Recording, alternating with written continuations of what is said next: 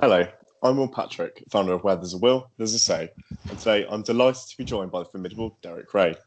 FIFA fans will instantly recognise Derek as the voice of the recent adaptations of the series, though this doesn't do justice to the illustrious career he's had so far. In a career spanning over 25 years, Derek has been to World Cups and commentated on football across the globe. Currently, Derek is ESPN's lead Bundesliga commentator and a columnist on the website. I'm going to start by thanking you for agreeing to this interview today and asking, how are you today? Well, thank you for the invitation, Will. It's good to be with you. I'm well, thanks. I live here in Massachusetts in the Boston area. I've been here on and off much of my adult life. And I think in common with most people around the world, just working from home and trying to keep interactions to an absolute minimum and seeing if we can eventually break the back of this pandemic. Absolutely. I mean, the trials and tribulations of the pandemic so far have been awful. And I can't imagine as a football commentator, you've been doing as much commentating and as much sort of interaction with people as you like. How have you found it so far? Well, it has been a change because typically my life involves traveling almost every week of the year. And I went on my last trip in February. I was in England and in Germany. And I do remember at the time thinking, I was reading a lot about COVID at that time. It had just arrived in Germany, in Munich, and I was in Munich at the time. And I do remember thinking, I wonder if this is going to change our lives and specifically my own life. And of course, here we are several months later, and I have not spent a night away from my home since then, since getting back from that trip. Now, I've not been anywhere else apart from a couple of days down at ESPN headquarters, but just there and back for the day. And the rest of the time I've been here, and I don't have kids. It's just my wife and I. And I've been able to do a lot of other sort of work. You mentioned the column that I do for ESPN. So I do that, and I do commentate for ESPN on the Bundesliga when they have games on live TV. And of course, we have the FIFA video game, which was a bit of a godsend during the summer. We ended up doing it all from here, from this very building, from my home. And that was pretty much every day in June and July and into the early part of August to get it finished for FIFA 21. But apart from that, it has been different. And, you know, like anyone else, I've had to adjust. And, you know, I think that is part of life sometimes. We have to rise to certain challenges. I'll be honest, I don't, and this is just a personal view, I don't see this as the greatest challenge of humanity. You know, I grew up with, hearing tales of bigger sacrifice, quite frankly, during the Second World War.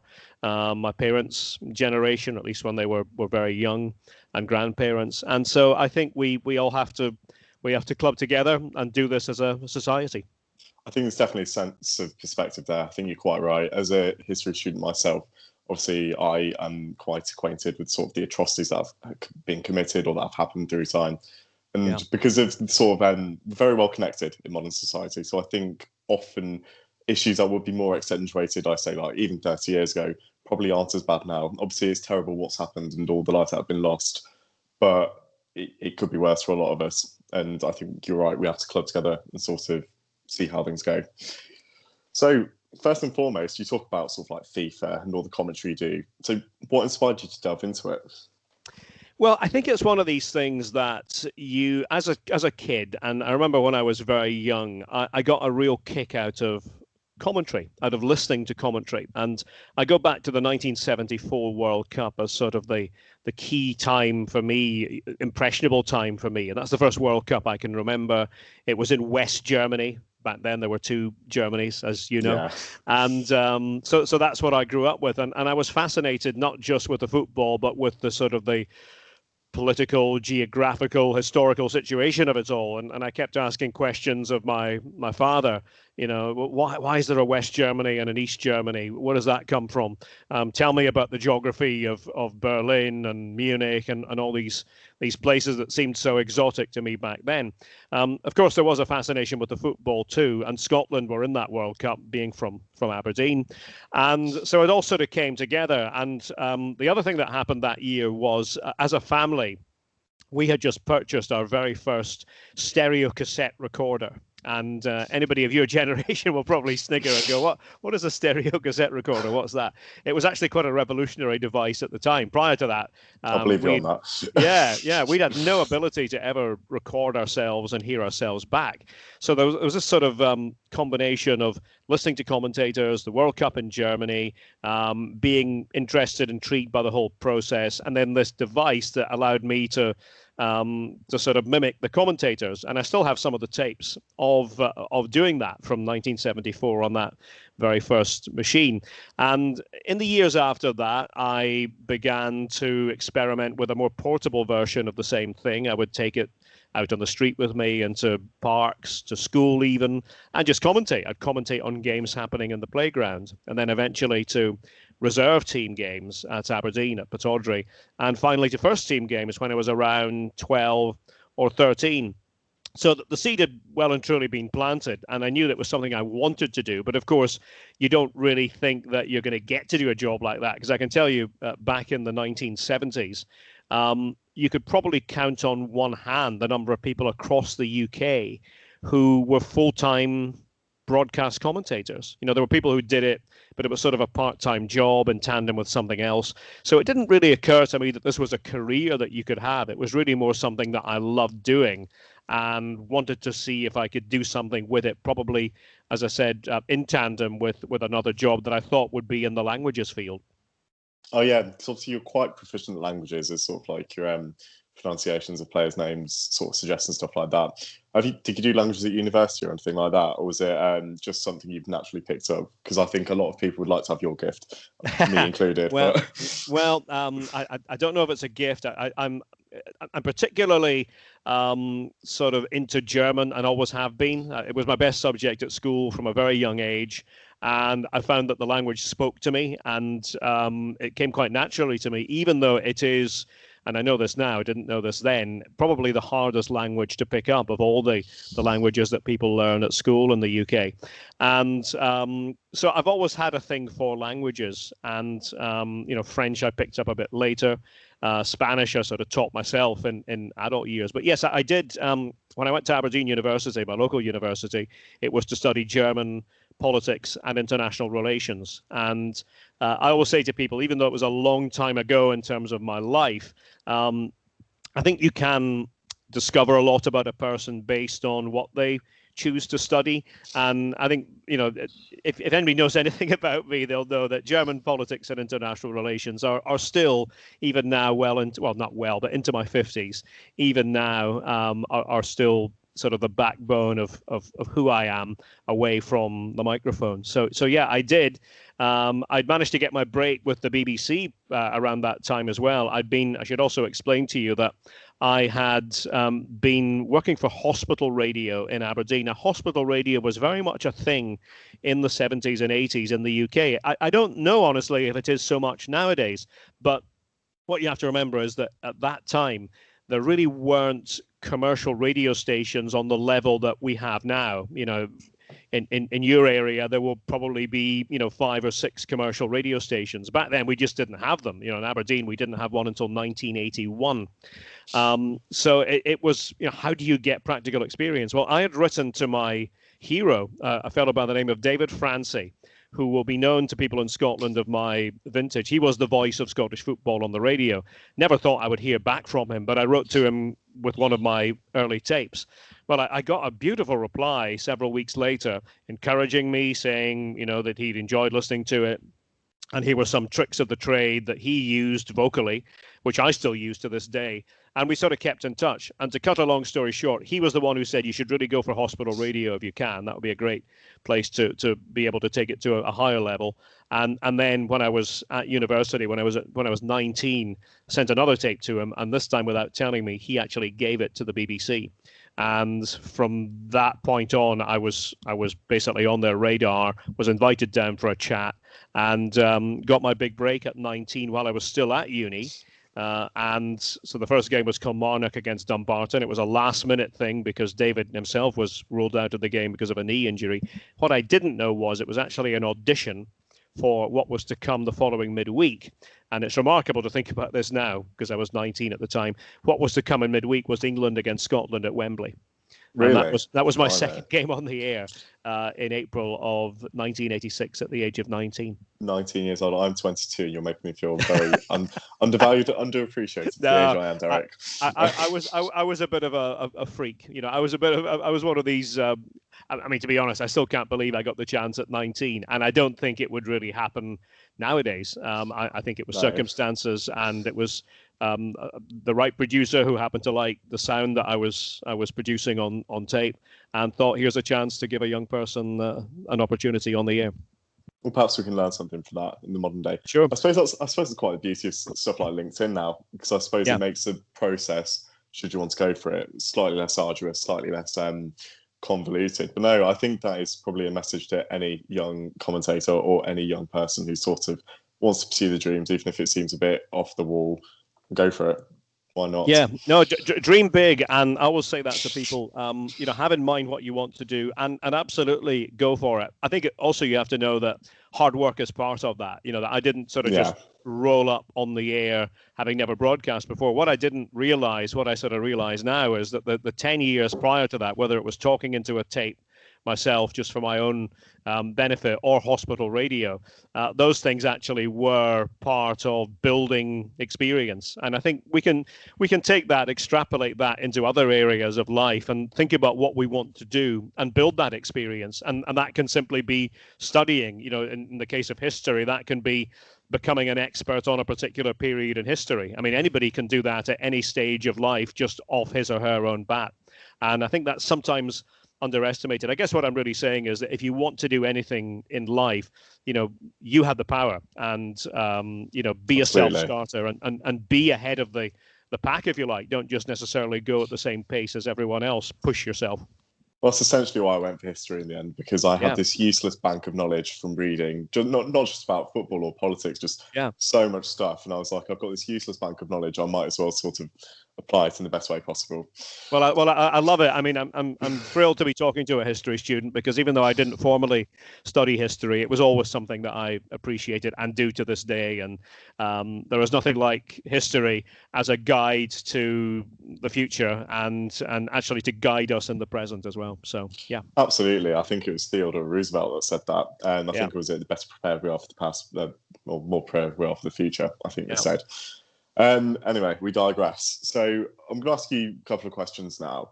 I'd like to know, what would you suggest the key differences in the footballing culture when you compare teams in the Premier League and the Bundesliga, or if you like, Germany and England more generally?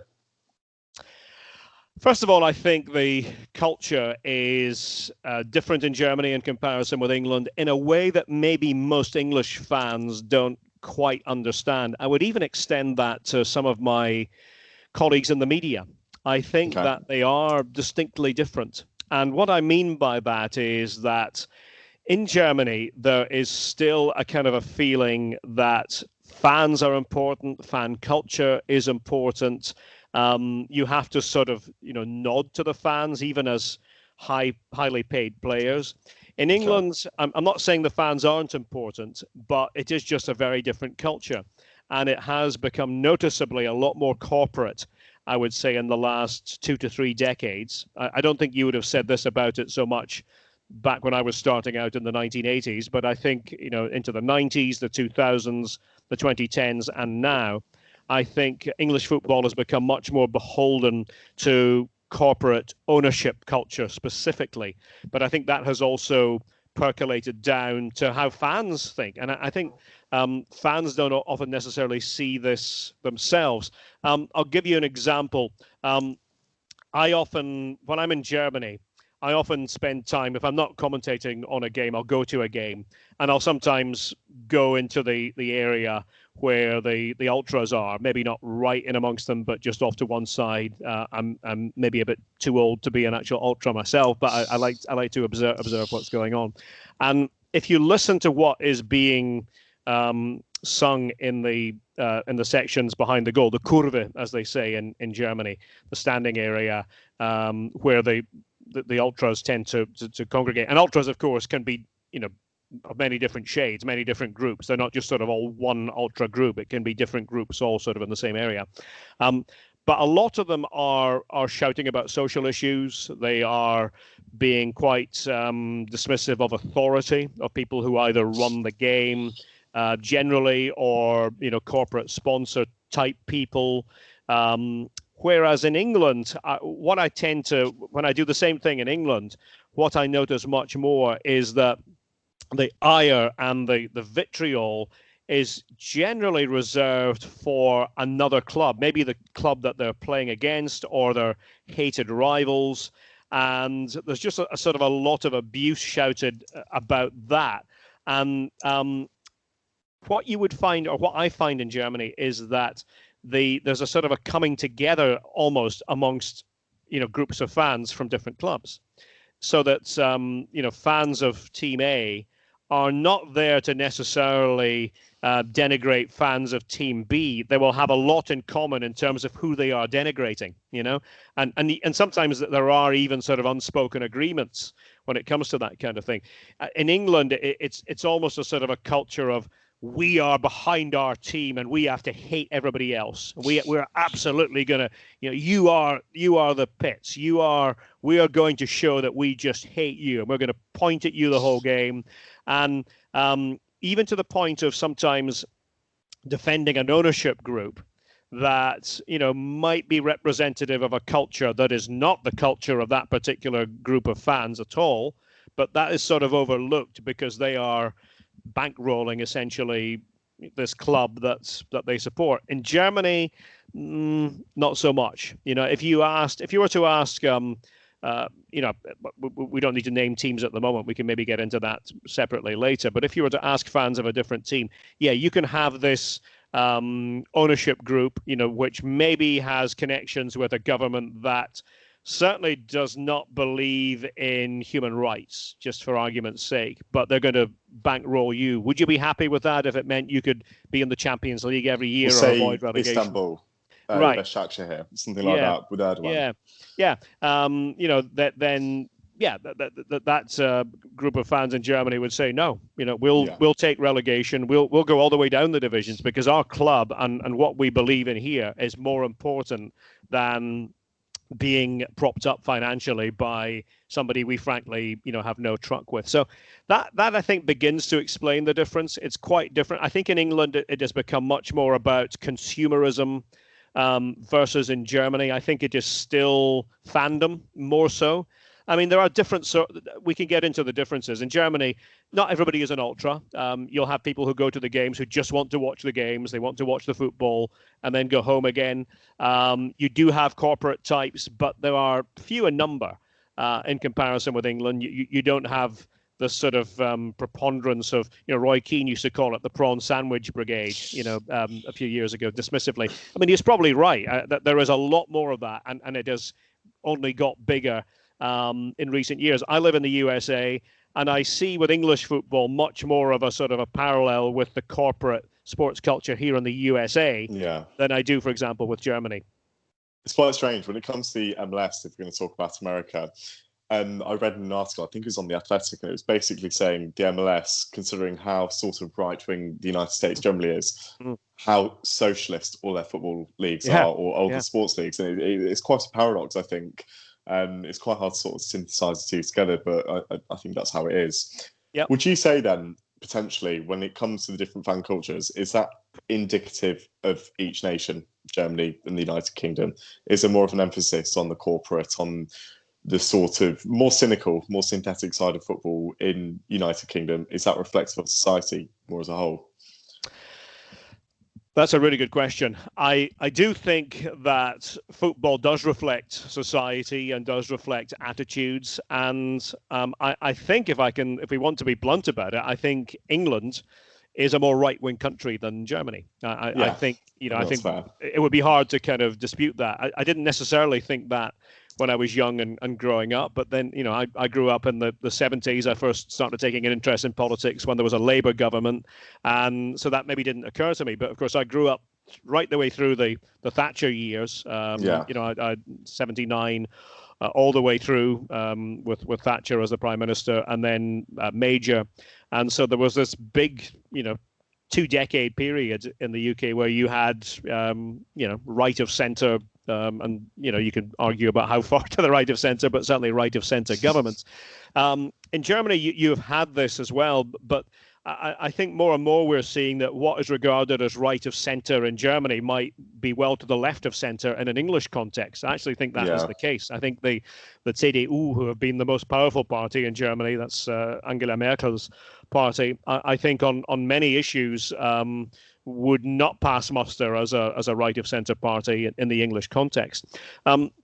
So I think that, a lot of it is down to general social attitudes. I think in Germany, it is more of, even little things that I hear people talking about in Germany, like climate change, like migrants and how migrants are spoken about. And again, this is not uniform, but I hear more of an empathy with those issues in Germany than I do for the most part in England. Again, it's not to say that Germany is free of it. You have the AfD party that has emerged in recent years, who would have a lot in common with many of the people in the UK, frankly, who voted for Brexit. Yeah. That there would be a lot of the same things said that I heard during the Brexit referendum in 2016 when I was living in London. So I think it does reflect society. I think a simple one in football terms is, and you'll know this if you've been to a game in Germany or if you go in the future, a simple one is that there is sort of uniformity across the board that if you buy a match ticket or want to buy a match ticket in Germany, you can spend money on the best seat in the house if you want, if it's available. But most people don't do that. And there's a recognition that German football has to represent somebody who does not have a lot of money and is not willing to pay a lot of money. And the fact of the matter is you can watch a game from the Kurve, from the standing section of most Bundesliga grounds for the equivalent of around £12. And not only that, included in the £12, transport to the game from the game within the local area. Imagine that. Yeah, I mean, and in England, that is just not a concept that is even close to being out there. I think that's a big example. The last time I paid for a football ticket, it was in the 2018-19 season. I'm a poor student. I can't often afford my own tickets. Absolutely. Yeah. No, but I saw Tottenham at Wembley, and it was Tottenham-Liverpool, and I think I spent £60 on it, only to see us lose 2-1, and the goal that I saw scored was in the 96th minute, and it was by Eric Lamela, which in itself was quite a novelty, so I was quite happy to see that. But I think there is too much money in football, and I think when it comes to the price of football, there's always a report done, and I just think it's extortionate the amount of money people have to pay. I think if you want a season ticket at the Emirates, is it £1,000 or something? Yeah. And then you see people like Mike Ashley not giving people money back for sort of tickets from the last season, even though there's been no home games played. And it just makes you question sometimes, I think the Little England sort of mentality, I think what I'm trying to say, does disseminate amongst the fans, and they sort of just acquiesce to it. And maybe we could learn a little bit more from Germany and other football leagues, to be fair, because I think there's no doubting England, in many respects, has got a fantastic fan culture. I think the fans are passionate. Yeah. But then when you see sort of the social issues, especially with like Millwall the other week, sort of booing when the players took the knee, it does make you question somewhat if we definitely have the right mentality. But I think that's more of an existential question for another day. No, but it's a good one. And, I sort of contrast that with, there was an incident that happened in a third division game in Münster in Germany, in the western part of the country. This would have been a year or so ago, certainly before lockdown, of course. And there was an incident in the game where there were racist chants being shouted by fans of Preußen Münster. And I forget who they were playing that particular day, but these chants were against black players of the rival club, or the team they were playing that day. And essentially the whole stadium clubbed together, to use that term again, and got these people removed from the stadium, because it was, and it became a kind of a community unified thing. And I'm hard pressed to imagine that happening in England. Maybe it could happen in England. I'm hard pressed to imagine this becoming the sort of the unifying theme of a stadium in England at the time, because I see what English fans are like. They're glued to the game. They're there to see their team. It's not a casual experience. But I think in Germany, sometimes the bigger picture is discovered. I went to a place not so long ago, a place called Babelsberg, which is a place just near Berlin in Potsdam. And it's a beautiful place, actually. And there's a small club there. And they now sell T-shirts. It's become a bit of a cult thing, which say Nazis raus. And this goes back to a game against Cottbus a few years ago now, where there were Nazi chants being made in Babelsberg's own stadium. And I forget the exact politics of it all. Babelsberg actually got fined for their part in it, and they sort of fought all this. And it's now if you go to that stadium, if you go to the Karli, as they call it, just outside Berlin, you can buy these T-shirts, and they do a great trade in them. You can probably get them online as well, which simply say Nazis raus aus den Stadien, Nazis out of the stadiums. And so I think that there are a number of examples in Germany where clubs do these things, which I think objectively, and we all have our own political views, but objectively, these are things that are for good. These are humanistic things. I don't think you have to. People often get dismissed as being, left wingers. I think why does being anti-Nazi make you you might be, but why does that make you a left winger? I mean, surely I think that's often the stigma. I think the sort of Black Lives Matter movement sort of exacerbated that, because I think people would respond to certain things, and if you said something, you were like a fanatic of Jeremy Corbyn. Like, right. I'm not going to talk about my personal politics or anything like that. Yeah. But I just think it's quite ludicrous, and I think there's such a stigma and there's such a sort of partisan nature in the United Kingdom, and I'd say in America. Obviously, I don't live there, but I think obviously with the stuff with Trump sort of shows that it just almost makes people not want to club together, and as I said before, it's perhaps what we're lacking, and it's just a shame really, because I feel even 10 years ago when I was sort of young and naive, maybe I had a roast interview with the world, but I feel like these things weren't as much of a problem. At least maybe they weren't highlighted upon. But I just feel like there could be more bipartisanship when it comes to sports, when it comes to sort of politics. Because you look at the United Kingdom, the idea of coalition was such a sort of revelation to us, and such like an anomaly when the Tories and the Lib Dems sort of clubbed together in 2010. If I'm right in thinking, I think Germany worked with a coalition. I'm pretty sure most of Europe worked with coalitions. And that's the sort of done thing. I think the United Kingdom probably needs to learn from that.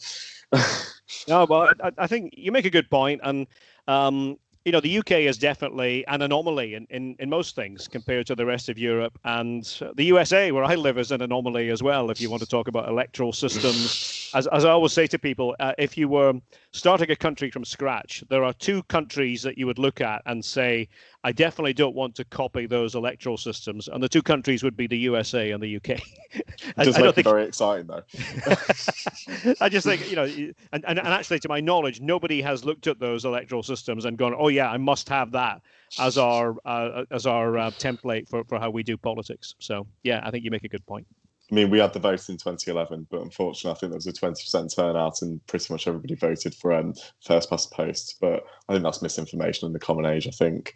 Well, I think, and I voted in that election. I think the problem there was that they came up, as usual, with a sort of a half-baked idea as to what proportional representation was, which was not really proportional representation as it's known anywhere else.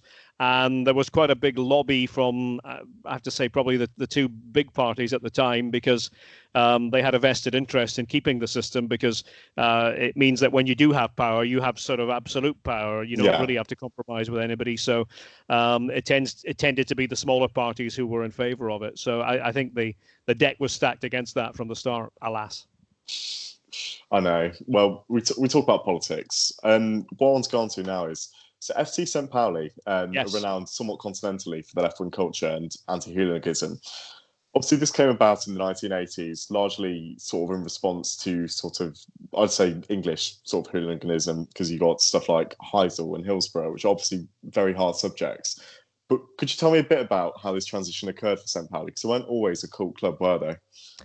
No, it's an interesting one. I remember the first city I ever went to in Germany was Hamburg with my family in the early 1980s, and we took a boat from Harwich, funnily enough, back then.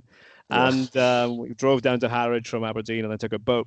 And I remember at the time I knew all about Hamburg, about the big Hamburg team as I saw it, because they Kevin were Keegan and stuff like that, didn't they? Kevin Keegan had just he'd been with them for a few years. Franz Beckenbauer had just joined them, and they were actually about to become the European Cup winners in 1983 with that very good team, people like Manny Kals and Horst Rubesch. But I remember when I was in Hamburg, reading the papers as a young German student, I remember reading about St. Pauli. And it got me very curious because I didn't really know much about St. Pauli at that time. And I remember talking to locals about them and, sort of got a few, chuckles about them. They were not mainstream at all at that point. But they were the second team in the city. And, from the sort of the docks area, close to the famous Reeperbahn. And at that time, it seemed to me that their image had more to do with the post-punk movement than it had to do with out and out politics. It was slightly sort of anti-authoritarian, but it was you didn't have a vast number of people who identified as St. Pauli fans. Well, it just started to grow from that point on. I mean, they've had their time in the top division, but not a lot of time. It's usually sort of been maybe a season, then they go back down again. And what I noticed, though, in the 90s, especially late 80s, 90s, into the 2000s, a big transition away from being just sort of a cool alternative club that, attract what you might say would be, bohemian supporters who just liked the way that they were. They had the skull and crossbones as their flag for a long time. They sort of crossed the Rubicon from that to being a left-wing club. And it sort of evolved over a number of years. And it then began, this is the thing I started to notice in the 90s, it began to attract people from outside Germany, specifically from the UK. I used to hear, for example, being a Scot, I used to hear from Celtic fans who would make the annual pilgrimage to Hamburg to support the St. Pauli. Now, a lot of this was to do with the fact that Rangers had an affiliation with Hamburg for some reason. So Celtic sort of latched onto that. But of course, I think it would also be fair to say that Celtic, if you were to, and I don't, can't do an empirical sort of review of this, but I think Celtic probably have more left-leaning fans than most football clubs. I think it would be fair to say. So there was a certain synergy with this idea that what St. Pauli stood for was something that Celtic fans had a certain truck with. And it kind of moved on from there. And it also moved on to the atmosphere inside the stadium. So the idea was that St. Pauli, might not be the greatest club, certainly are not the greatest club in the world. But my goodness, we stand for the right things as they see it. We stand for, anti-Nazism, anti-racism, anti-discrimination. But by the way, if you come to our stadium, we are going to have the mother of all parties. And the atmosphere is going to be electric. Even though we are 2-0 down after 10 minutes, you are going to experience a show the like of which you don't, experience anywhere else. And so it has sort of moved on from there. I think it's just got bigger and bigger. It's now at the stage where, in normal times anyway, it's quite hard to get a ticket for St. Pauli. You can do it, but it's a tough ticket to get in a stadium, the Milan Tor, of just under 30,000. And it's quite large, isn't it, for a second division club, isn't it?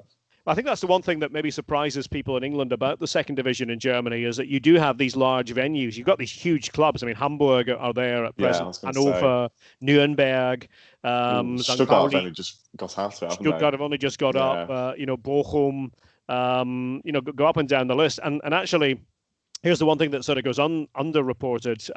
In the last few years, the average attendance at second division games in Germany has been higher than the average attendance at championship games in England. And it's quite surprising, actually. Yeah, most people in England sort of go, no, that can't be right. You say, well, think about it. Hamburg, 50,000, Stuttgart, 50,000 every week. You've had, as I mentioned, Nuremberg, Hanover, in there for a couple of years as well. You've had other big clubs. Stuttgart have had two different goes at it.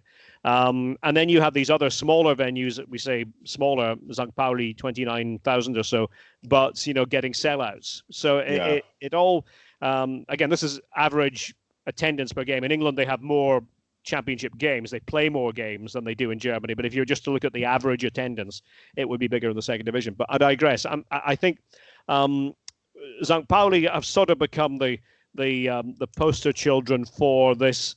It is a left-leaning club. I mean, it's more than a left-leaning club. I think we'd have to say that. You wouldn't go and support St. Pauli probably if you were in favour of Brexit and the current government in the UK. I don't think. I don't really see. I think that's a fair assumption to make. Yeah, I don't think that would be happening. So it goes along with a kind of a worldview, and I hear from people who regularly, more people now from the UK who make a point of going to the Milan tour at least once a season, and in some cases more often than that. I'm sure it's on my bucket list for sure, but I think given the current travel sanctions in Milan, I think it's might be a while. Very optimistic to sort of think like that. Yeah. So going on more about the Bundesliga, could you tell me a little bit about the rivalry that's ensued in the east of Germany between Union Berlin and RB Leipzig? Yeah, well, this is something very new because, of course, Union are only in their second season in the Bundesliga.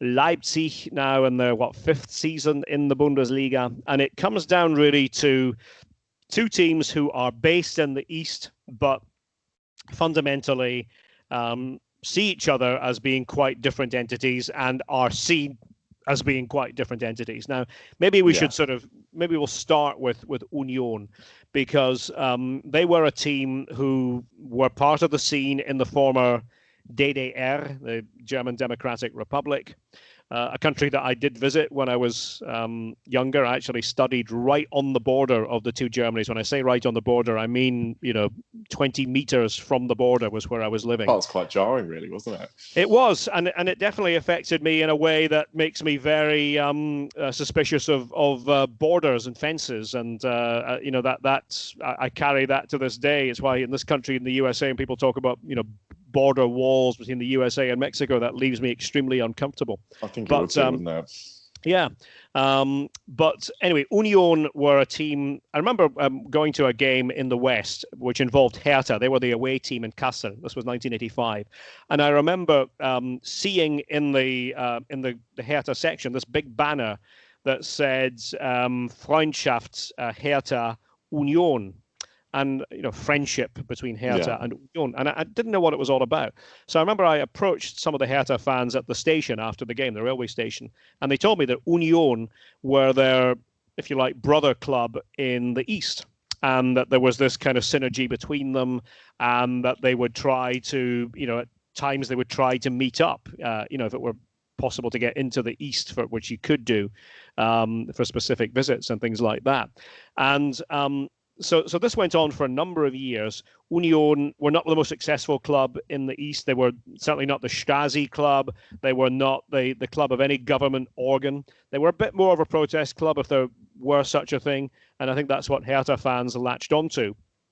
Union did win the East German Cup 1968 when they beat Carl Zeiss Jena in a very memorable final that's still talked about to this day by Union fans of that period.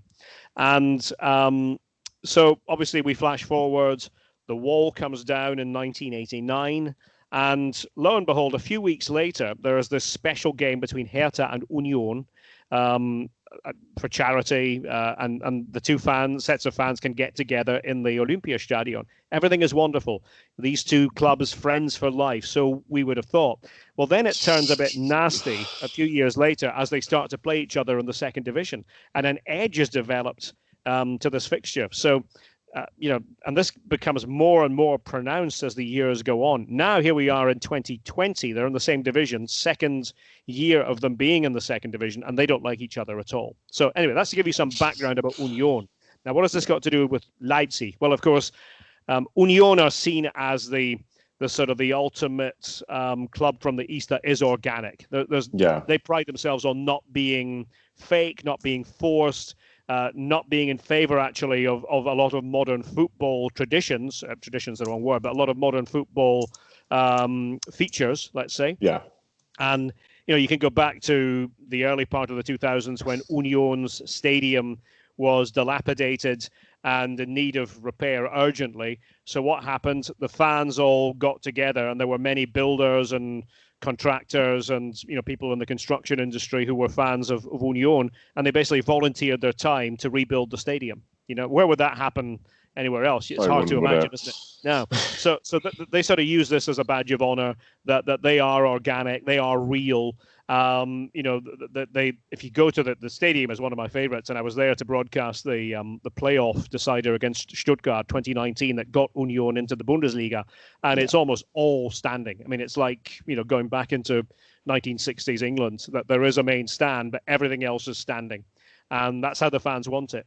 And again, this has attracted, I've noticed, fans from the UK, I would say, in a similar way to St. Pauli, but I would say slightly less political in comparison with St. Pauli. I don't think that it necessarily goes with the territory that it's a left-wing necessity as a fan to follow Union. That's just my impression. But I think it probably does attract people who are left of centre too. What I would say is that the Union fans, there are many. I mean, there are some who will be supporters of the AfD as well. And that's really just reflective of the fact that where they are in Germany, they're in Köpenick, which is southeast Berlin, and in that area, you're starting to get towards AfD territory. So there's not a uniformity amongst the supporters there, the German supporters, the home supporters of Union, that there would be with St. Pauli. But what you certainly would say about Union is they are real and they are advertising themselves as such. Now, RB Leipzig, this is very controversial in Germany. I think in England, it's not necessarily viewed quite in this context. We can maybe get to that. But in Germany, they are viewed with suspicion by a lot of people. There are others who just view them as a football entity now, and a very successful one at that. But the people who have suspicion about Leipzig don't like a number of things. First of all, the fact that they came into being by buying the rights to an already established fifth division team called SSV Markranstädt. Small team in the outskirts of Leipzig, but they were ripe for the picking. Leipzig saw a way that they could buy them. Now, when I say Leipzig, what I mean is really the Red Bull organization. Yeah, they saw a way into German football doing that and mirroring what they had been planning on doing with their other entities around the world. So the idea was you have all these teams that come under that banner, and Leipzig was to be sort of the pinnacle of it. I mean, they had looked at other sites in Germany as potentially cities where they could do this, but they thought, here's a good place, Leipzig. It's a growing city in the east. It's a place that would be good for us in terms of establishing what we want to do, and they made a rapid rise, up the divisions from the fifth division all the way eventually to the Bundesliga in 2016, and they are now established members. And you'd have to say, here we are talking on the day of a Champions League draw, and I believe they've drawn Liverpool. I think that's just happened in the last couple of hours. Upside the cards potentially. Yeah. So they do things in their own corporate way, and they have a plan. And I would not criticize their football plan at all. I think it's excellent in terms of how they identify players, how they educate their players, bring them through. But it is all to the benefit of their own organization, if you want to call it that. And that also involves Salzburg in Austria. They are not a team with a lot of organic qualities. So that the fans, and there have been teams in Leipzig for decades, teams who are still there, who were part of the setup in the Old East. And people look at that and go, hang on, they are the teams with the tradition. This team has no tradition, but they are now challenging for honours in Germany and Europe-wide. I suppose it's probably more of an English thing, I imagine, because obviously it doesn't directly affect our game. I struggle with RB Leipzig because I really don't want to like them, but I do. I find everything they do, I think, a bit like the City Group, I imagine. I like the way they recruit players. I like the whole sort of big network in America, in Austria, in even Brazil. And I think in Austria, they even got a second team, haven't they? Like a feeder team for the first Yep, team, and they do. a lot of them end up going to Leipzig. But like just the way they organically grow players, despite the fact that I think didn't they manipulate the 50+1 rule? Basically, they Yes. inflated the rates of them shares and stuff like that. Despite all that, you find yourself quite liking them because they play quite nice football. They've got an attractive young manager in Julian Nagelsmann. They've got great young players, but then there's also the sort of the idea they are quite synthetic compared to the rest of Germany, and they are an anomaly in German football culture, I'd say.